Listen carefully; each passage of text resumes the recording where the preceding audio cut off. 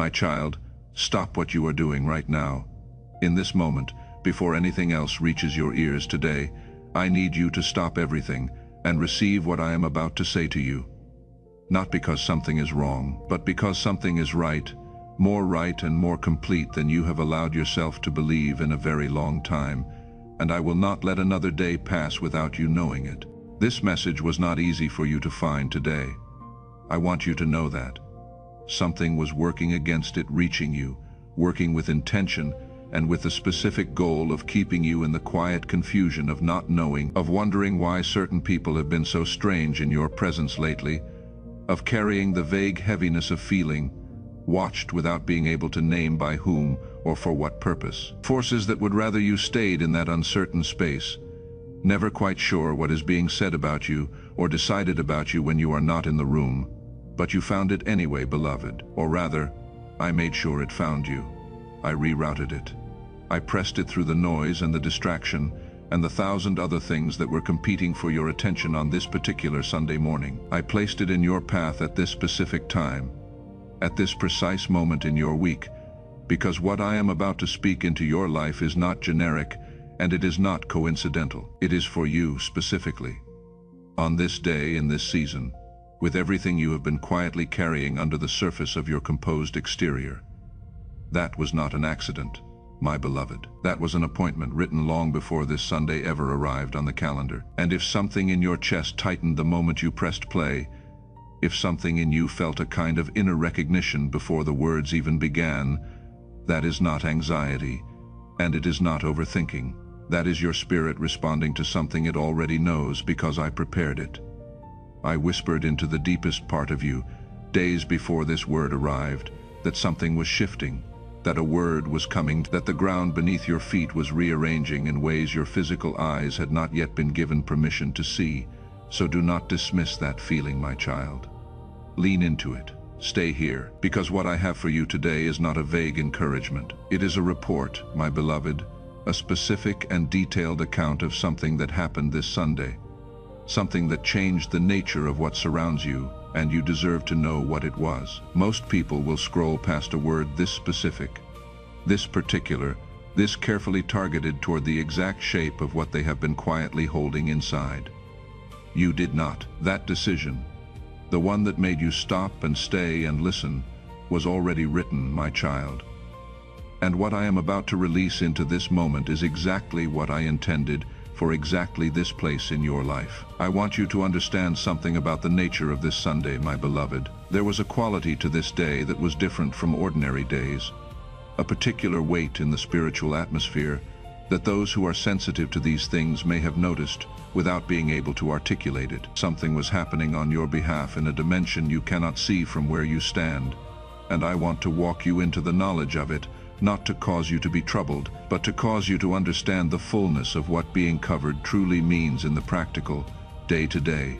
Someone is saying your name in rooms you are not in reality of your life. The covering I have placed over you is not theoretical, my child.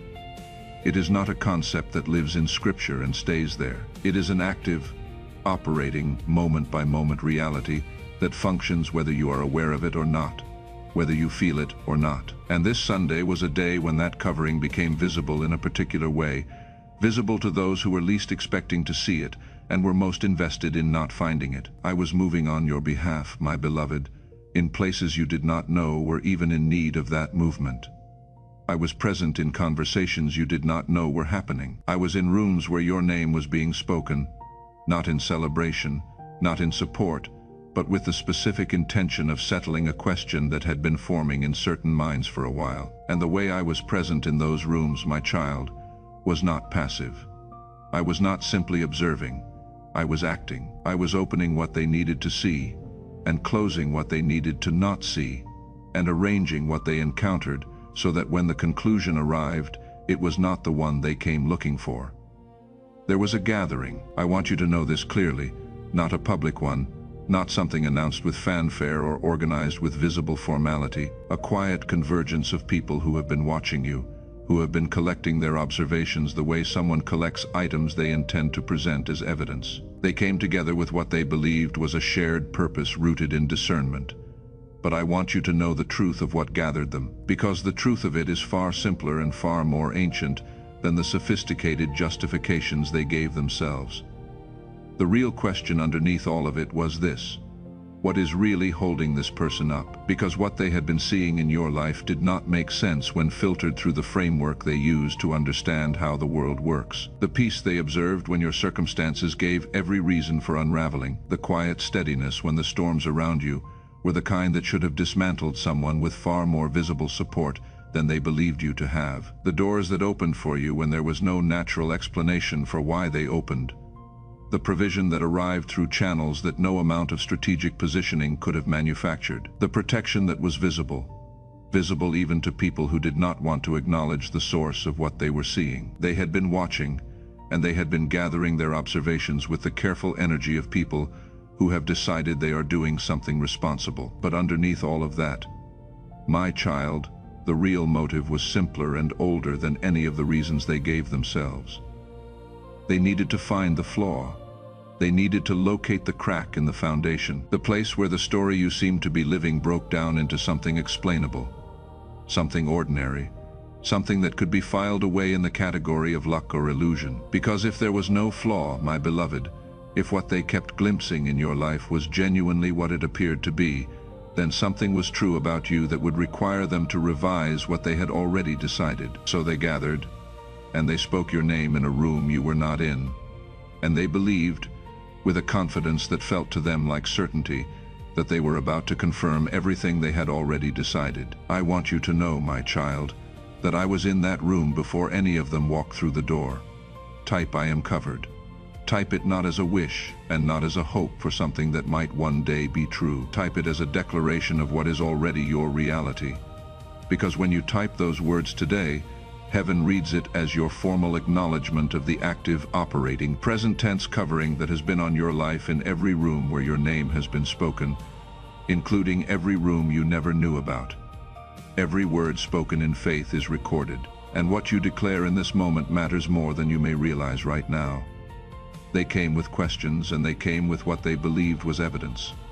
My child, I want to walk you through what they examined, because I want you to see your own life the way I have always seen it, through eyes that are not limited by perspective or prejudice, or the fear that shapes what people choose to notice. They looked at the places in your history where you stumbled, the ones that were visible, the ones that could be pointed to and named and added to a collection. They looked at the seasons where the fruit of your faithfulness had not yet broken through the surface, where all that was apparent to anyone watching was the waiting and the stretching and the cost, with no visible return on what was being invested. They gathered those moments and they laid them out like photographs on a table, and they said to each other, "Look, this is what this person is really made of." Beneath the appearance of favor, here is the reality. They pointed to the silence you kept when others in the room were speaking loudly and positioning themselves visibly. They misread that silence as defeat, as evidence that you had nothing worth contributing. They pointed to the times you stepped back instead of pushing forward, the moments where you did not compete for what others were reaching for. They misread that as weakness. They pointed to the doors that seemed closed to you during particular seasons, while others walked through them with apparent ease. They had a whole collection of these misreadings, my beloved, carefully organized, reviewed more than once. And they believed, going into that gathering, that when they laid it all out together, the picture that would emerge would be the one they had already sketched in their minds. Ordinary, covered in the appearance of something more, but underneath it, ordinary, explainable, my daughter. They were so certain. They had written the conclusion before they reviewed the evidence, and they were simply going through the motions of an investigation so that the predetermined conclusion would feel as though it had been arrived at honestly. That is the nature of a misled inquiry, my child. It does not seek truth. It seeks confirmation of what fear and pride have already collaborated to decide. What they did not know, what they could not have accounted for in any version of the case they had so carefully assembled, is that every moment they gathered as evidence of your inadequacy was actually a moment during which I was doing something in you that cannot be observed from the outside. The stumbles they catalogued were not evidence of weakness. They were the natural and necessary cost of real growth happening in a real life. Only things that are genuinely alive and genuinely growing can genuinely stumble. The curated presentation, the performance, does not stumble because it is not actually moving anywhere. But you were actually moving, my child. And genuine movement in genuine terrain produces genuine stumbles. And none of those stumbles were evidence that the journey was wrong. They were evidence that the journey was actually happening. The waiting seasons they pointed to as evidence of abandonment were not seasons where I had turned away from you, my beloved. They were seasons of root development. Every gardener who has ever tended something that grows understands the necessity of the root phase, the period of growth that happens underground, in the dark, without visible evidence that anything is happening, because everything that is happening in the invisible, in the preparation that makes visible fruit possible and sustainable when it finally comes. The silence they misread as defeat was the silence of someone who had learned, often through difficult experience, to let me fight the battles that were mine to fight. The stepping back they read as weakness was the movement of someone who had grown into the understanding that the most powerful position in any situation is not always the most visible one, and that restraint exercised from a place of genuine trust is not the same thing as the restraint of someone who has nothing to offer. The closed doors they catalogued as rejection were not rejections, my daughter, not one of them. They were redirections, each one a specific act of navigation in a journey whose full route they could not see. I saw all of it. I see all of it still, and the record that I have been keeping of your faithfulness in those moments. The real record, not the document they were building, but the one that exists in the archive of heaven, is not what they thought they were studying when they looked at the same events. It is something else entirely, my child. Something that, when they encountered it, they did not have a category for. Heaven kept a record of every day you chose faithfulness, when faithlessness would have been considerably easier. My child, every morning you chose to rise and continue when lying down felt like the only honest response to how exhausted you were. Every prayer you prayed through tears in the dark, the prayers where you were not fully sure the words were reaching anywhere at all, where you continued anyway because the habit of reaching toward me was deeper than the doubt. Every act of generosity you extended in seasons when generosity felt like subtraction from a diminishing account. Every time you held your tongue, my beloved, when the truth you had every right to speak would have been so satisfying to deliver and so destructive to the long-term fabric of things. Every time you forgave before the person who needed your forgiveness had shown any sign of deserving it. Every time you trusted me in the dark, my daughter, in the silent seasons, in the seasons where the only reason to continue trusting was the quiet, persistent conviction that I had not left and that the darkness would eventually thin. That record exists, my child.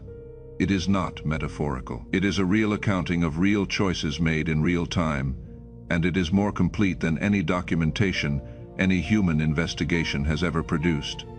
And this Sunday, I opened it. I opened it in the presence of those who thought they had gathered enough against you to draw a conclusion. And what they found in that record, my beloved, was not what any human assembled evidence package could have prepared them for. Stay with me, my child. If these words are finding the places in you that have been waiting quietly and without announcement to be found, the places that have been wondering in the middle of the night whether any of this is real, whether the faithfulness is registering anywhere, whether the covering is as complete as you have been choosing to believe, press the follow button below. Stay close to where I am speaking. What I am releasing through this channel is not finished with you, not by a long measure. And now I want to tell you what happened in that room when they opened what they had gathered, my beloved, because this is the part you were meant to hear on this particular Sunday. This is the center of the appointment I arranged for you.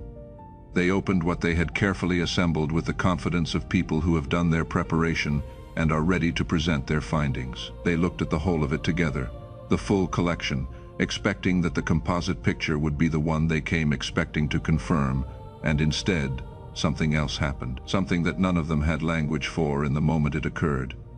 They did not find the flaw they had been looking for. The crack they expected to find in the foundation was not there, and in its absence, in the place where ordinary was supposed to break through and the story was supposed to fall apart into something explainable, they found a pattern that ran through everything they had gathered, a thread that connected the observations in a way that produced a picture very different from the one they had sketched in advance. The consistency they found had no natural explanation within the framework they had been applying.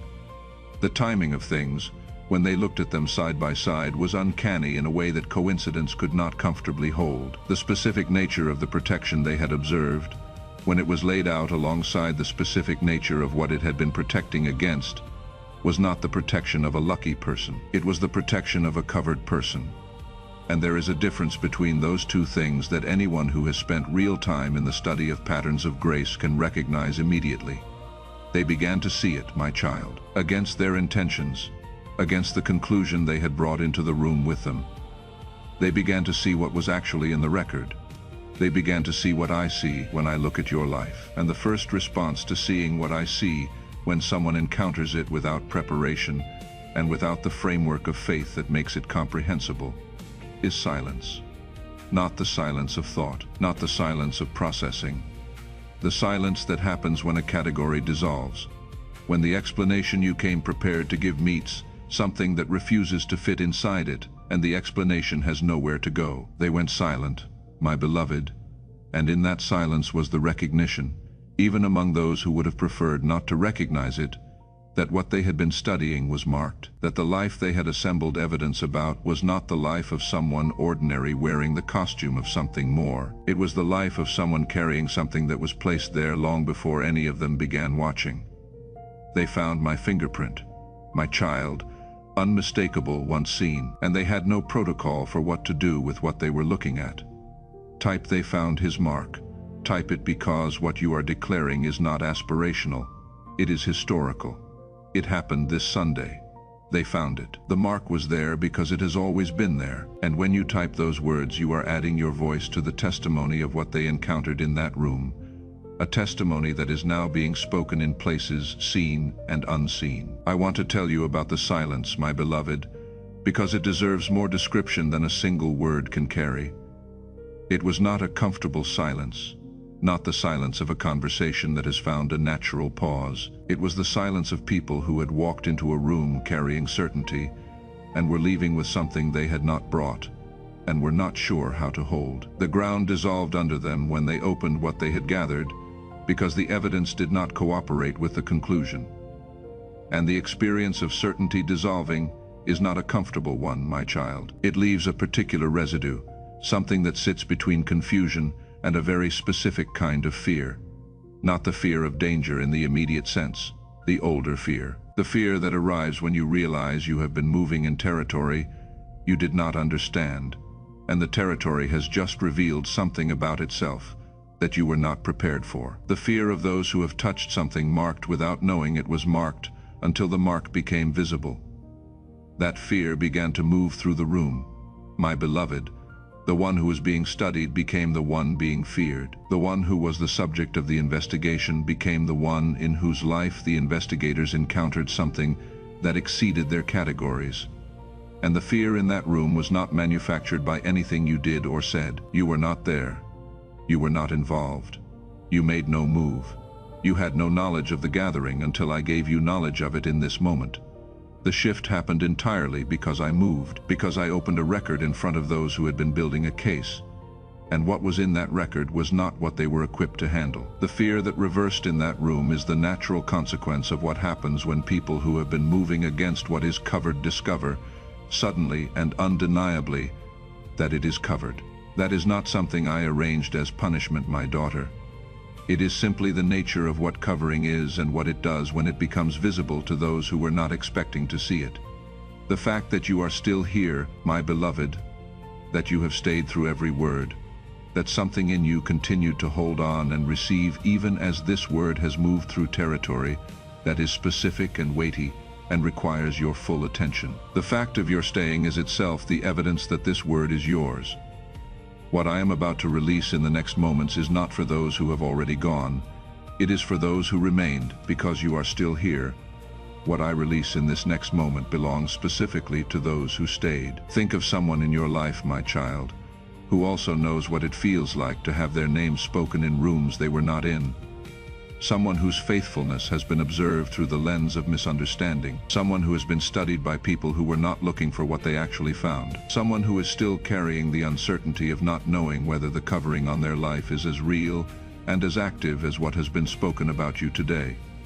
Sow a seed in their name, not from obligation, not because the act will purchase anything for you, but from the overflow of what you have received here today, from the place of knowing that what I spoke into your life this Sunday is real, and that the same covering that is on you is available to those who belong to me. Visit the link in the description below, or scan the QR code on screen. What you sow from this particular place, having heard what you have heard today, having received the report of what happened on your behalf in that room this Sunday, is a seed sown on deeply prepared ground, and seeds sown on prepared ground grow beyond what the seed itself contained. Type "I stand in peace." Type it as the declaration of your position right now, in this moment, having heard what has been spoken. The peace you are declaring is not the peace of someone who has not faced opposition. It is the peace of someone who knows that the opposition encountered what it was not prepared for. It is the peace of someone who did not have to enter the room to be defended in it. When you type those words, you are making a declaration that heaven reads as your acceptance of the settlement that was reached in that room this Sunday on your behalf. You stood in peace while I stood in that room. Declare it.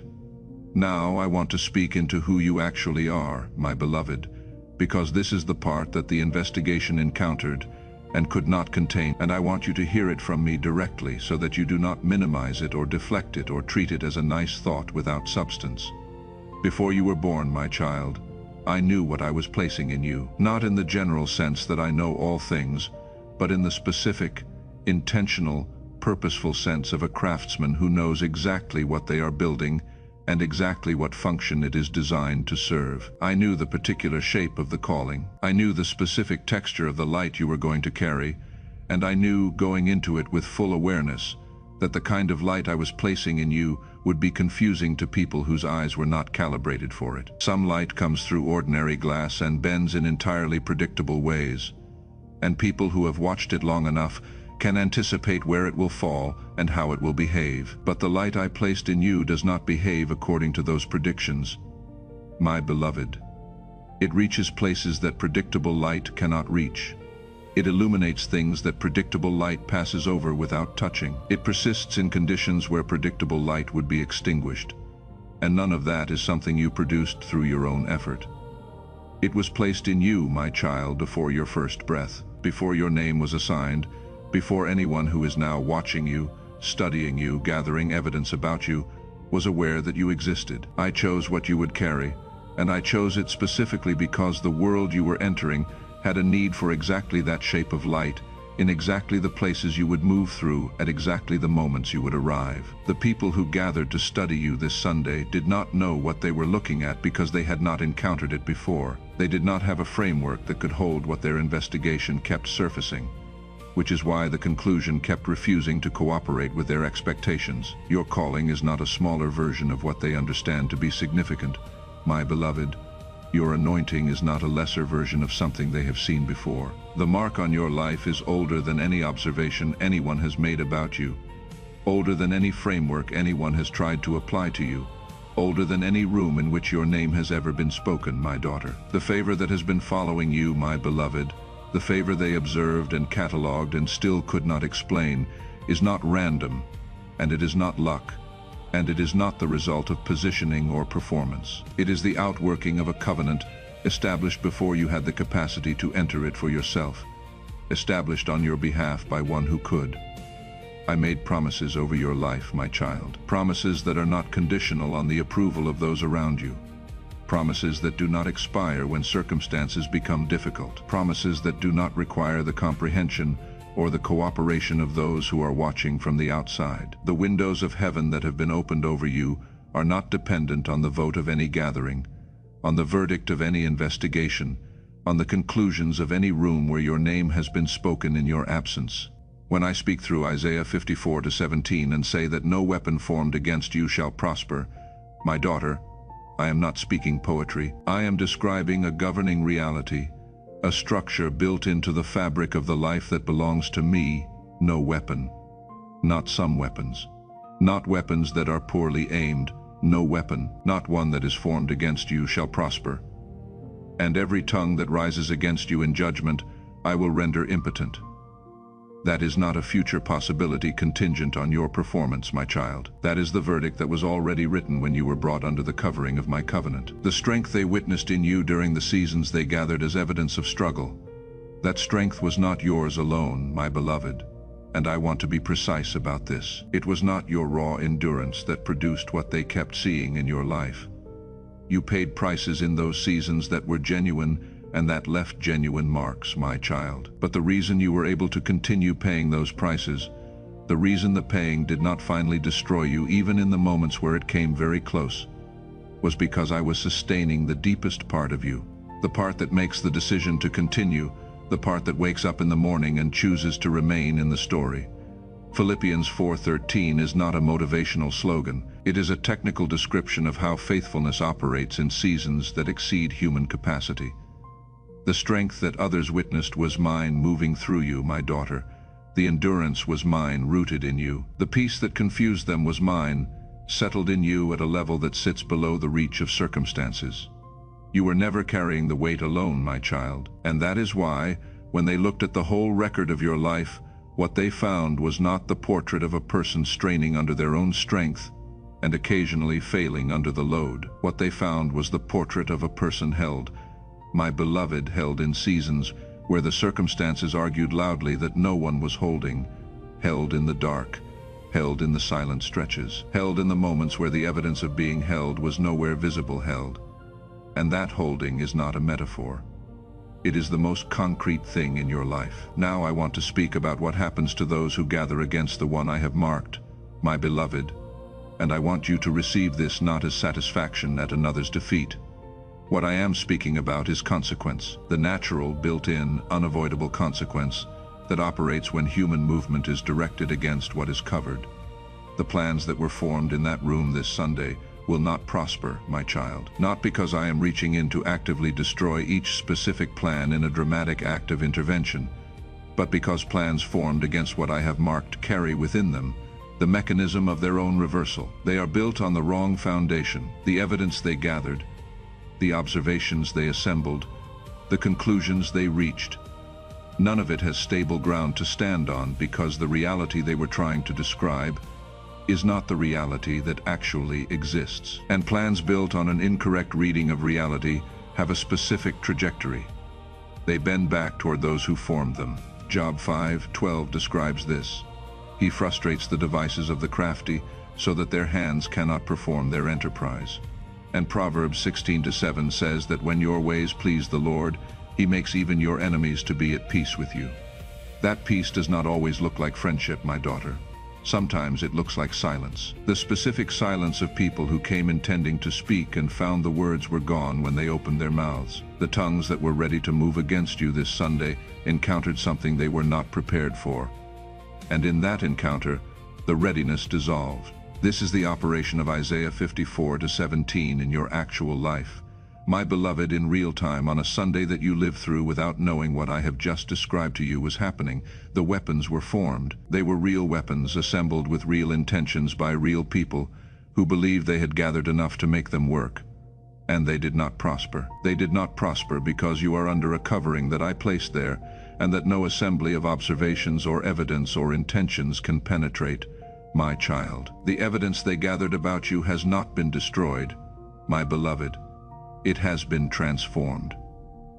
Every moment they cataloged as proof of your weakness is now a moment that functions as testimony of my faithfulness. Every season of waiting they pointed to as evidence of abandonment is now a demonstration of how I develop what I am building in someone's life underground, in the invisible phase of preparation. Every closed door they listed as evidence of rejection is now an example of how I redirect the journey toward a destination others cannot see. The very case they built against you has become the clearest argument for what is real in your life, my child. Because when you lay the observations next to the outcomes, what emerges is not the story of someone ordinary wearing a borrowed costume.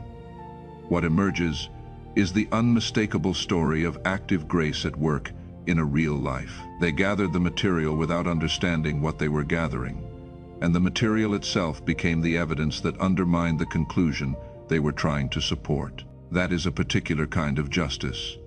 My beloved, the truth of your life, the full and complete truth of it, including every stumble and every silence, and every closed door they pointed to, is the evidence of a person covered and called and continually redirected and never abandoned. That truth held its shape even in the hands of people who were trying to use it to prove something else. And what they found, my daughter, when they stopped trying to make it fit the picture they had sketched in advance and simply looked at what was actually there, was the fingerprint. My fingerprint on everything they touched. Type, he defends me. Type it because the defense was not theoretical, and it was not postponed until a more convenient time. He defended you today, on this Sunday, in that room, before you knew there was anything to be defended against. The defense was complete before you received the report of it. And when you declare it, you are not asking for something that might happen. You are acknowledging something that already did. In the next 48 hours, my beloved, I need to prepare you for something. And I want you to hear this as protection rather than alarm. It is possible that someone from that room will attempt one more movement in your direction. A message that arrives through an unexpected channel, a comment that reaches you through someone you considered neutral, a small rumor, not large enough to constitute a formal accusation, but shaped to plant a seed of doubt and shift something back toward the position it was in before this Sunday. Do not be alarmed, my child. When a fire is going out, it sometimes produces one final flare before the dark settles. That flare is not evidence that the fire is reigniting. It is evidence that the fire is ending. Do not give that movement your energy, my beloved. Do not respond to it or try to correct the record by speaking into it. Let it flare. Let it settle. Stand still and know that the verdict in that room this Sunday is not undone by a final flare of something that has already lost its foundation. Psalm 46:10 says, "Be still and know that I am God." The stillness in that verse is not the stillness of someone waiting for rescue. My daughter, it is the stillness of someone who has received the report from the battlefield and knows how it ends. Be still in these next 48 hours. The movement you might feel is not a sign that this word was wrong. It is confirmation that it was right, my child. You do not have to provide a response. I already did. Send this to someone whose name has been spoken in the wrong rooms, my child.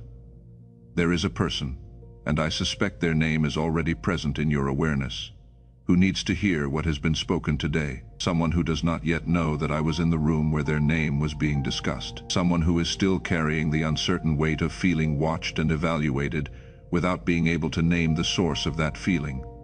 Someone who needs the report that the same covering on your life is on theirs, that the same fingerprint found in your record is in theirs, that the same silence that fell in the room where your name was being spoken will fall in the room where their name is being spoken. Send this to them. Let them know that I saw every word said about them. Let them know I was there before the first word was spoken. The fact that you are still listening at this point is itself the evidence that this word belongs to you. The ones for whom it was not intended have already moved on. You are still here. That is not incidental. That is the confirmation. Because you did not scroll past this today, my beloved, because something in you stopped and stayed and listened all the way to this place. What I am releasing into this moment is specifically for those who held on long enough to receive it, not a general blessing that floats over the surface of a life and does not penetrate. What I am releasing is the specific blessing of the one who was studied and not found wanting. Because what the study found instead was the evidence of covering, the blessing of the one who remained faithful in the unseen seasons, in the underground seasons, and is now approaching the season where what was prepared underground becomes visible. That blessing is specific to you, my child, because the faithfulness that prepared you for it was specific to you. It was lived in your particular circumstances, in your particular body, with your particular history, in your particular silence, and your particular continued choosing of trust, when distrust would have been completely understandable. I see the full record, not the edited version, the complete and unabbreviated record. And what I see in it is not a person barely making it. It is a person who has been faithfully moving through exactly the territory required to arrive at the threshold that is now in front of them.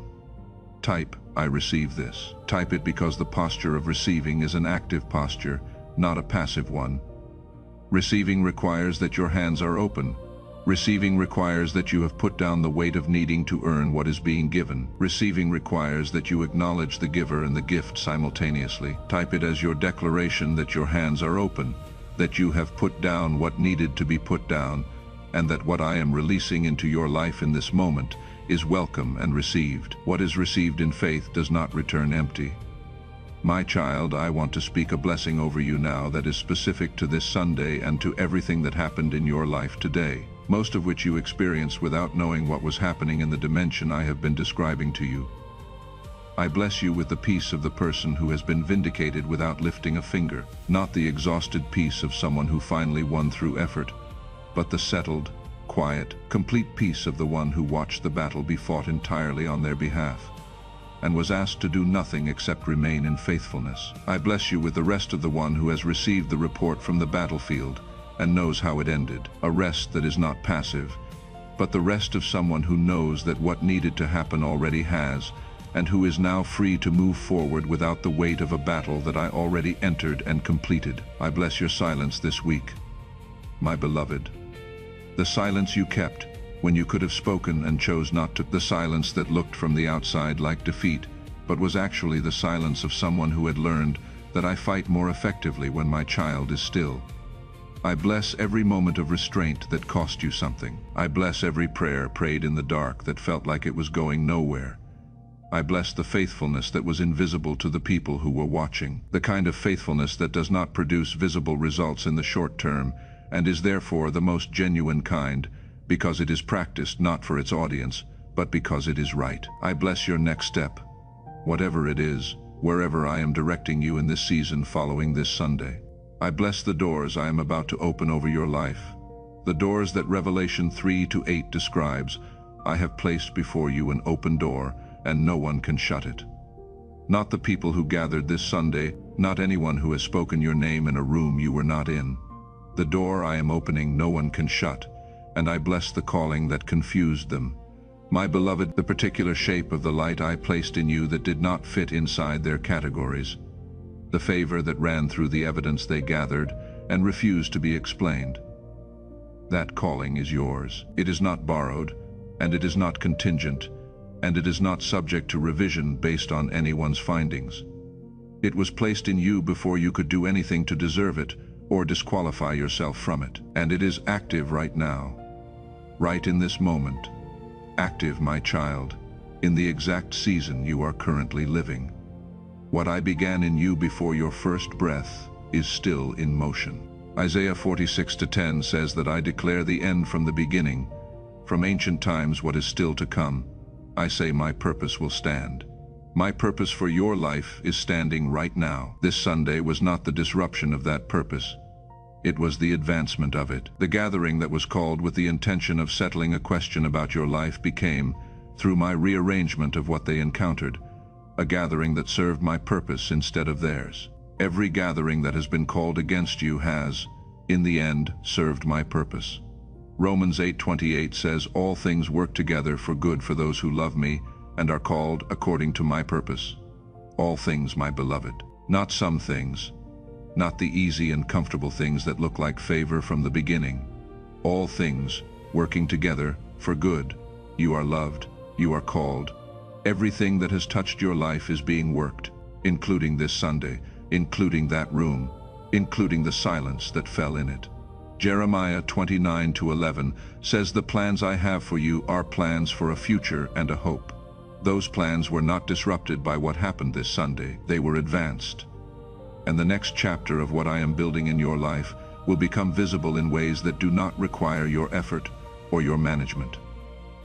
Go into this week knowing what I told you. Go knowing I was there before any of them arrived, and that I will be present in every room where your name is spoken, in every gathering called to settle a question about you. I am there first, and I am not there as an observer. Go in peace, my child. Go in the specific peace of the one who has received the report, and let the peace you carry in the coming days be its own testimony. If what was spoken here today has settled something in you that needed settling, something that has been restless and uncertain, and waiting for a word this specific to land in it, sow a seed as an act of faith, Not because you owe anything to anyone, not because the seed purchases something that was otherwise unavailable, but because something in you knows that what was released here is real, that the appointment that brought you to this word was not an accident, and that the response of a faithful heart to a genuine word from heaven is an open hand and an act of trust. Visit the link in the description below or scan the QR code on screen. For the person whose name is already on your heart right now, the person whose name came to you earlier in this word and has stayed, the person who also needs to know that I was in the room, that I saw every word, that their covering is real and active and not dependent on the comprehension of those who have been watching them. This seed is yours to sow in their name, and what heaven honors in secret, what is sown in the quiet act of faith when no one is watching and nothing is being performed, it will reveal in full. The full revelation of what has been sown in faith is always worth waiting for.